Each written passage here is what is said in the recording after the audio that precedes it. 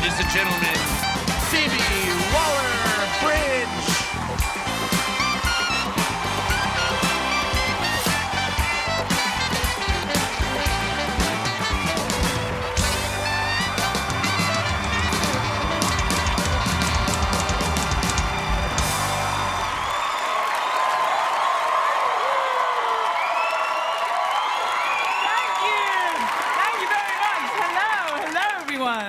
My name is Phoebe Waller-Bridge, and I am honoured to be here hosting SNL.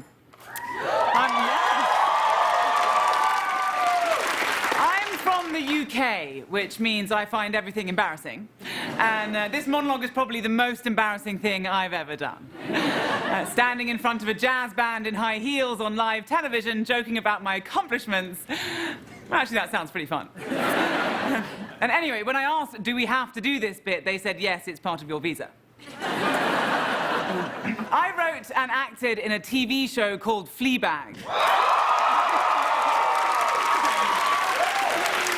Which is about a woman who is trying to navigate her life in London. People often assume that I am like the character Fleabag, simply because I wrote it. Sexually depraved, foul-mouthed, and dangerous. And I always have to say to them, yes. You're absolutely right. In fact, everything I write has a degree of truth, and every project is different. I'm not a sex addict because I wrote Fleabag, but I did write Killing Eve because I'm a psychopath. And my most exciting ex-boyfriend wrote nothing, but was both.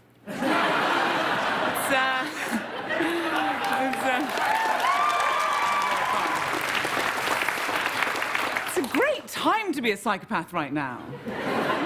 They're really having a moment, don't you think?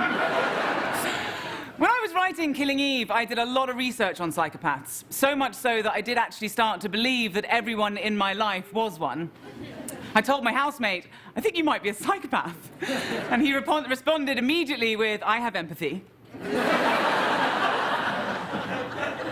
Which I found a little unnerving, but you know, sexy. Fleabag came from a very personal place for me. It began as a way to get Andrew Scott to dress up as a priest and tell me that he loves me. It took me 6 years and 2 seasons to achieve it, but I did it. Yeah, I don't care about awards, I just want gay men to love me. I called the character Priest in the script, but everyone started calling him Hot Priest. Obviously, Andrew is hot, but this Priest character caused such a hornstorm. Andrew and I were trying to figure out what it was about him that was driving women so mental. And we boiled it down and realized it was because he was doing this one thing: listening.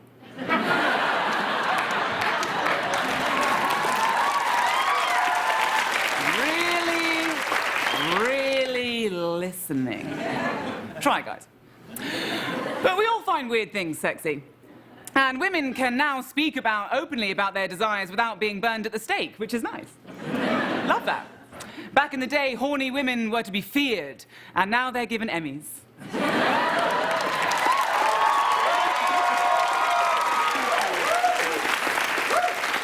The sexual conversation for women is expanding. The weirder your fantasies, the more open you are about it, the cooler you are. Oh, you lock your husband in the attic? Rock on, sister. Whereas straight men these days, you are allowed one fantasy.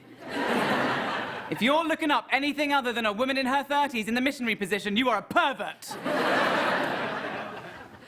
Burn him. Now, for a world obsessed with sex, it's incredible how little attention we actually pay our genitals. When we focus on them, or if they get sick or something, it's all about them. But the rest of the time, they're just sitting there. They're just sitting there. Patiently. Like...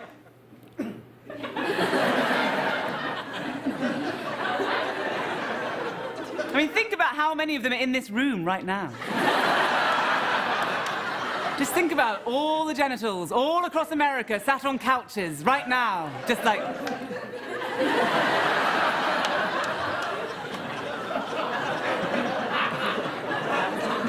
So, to honor their patience, audience at home and here, let's give them a good time. We have a great show tonight.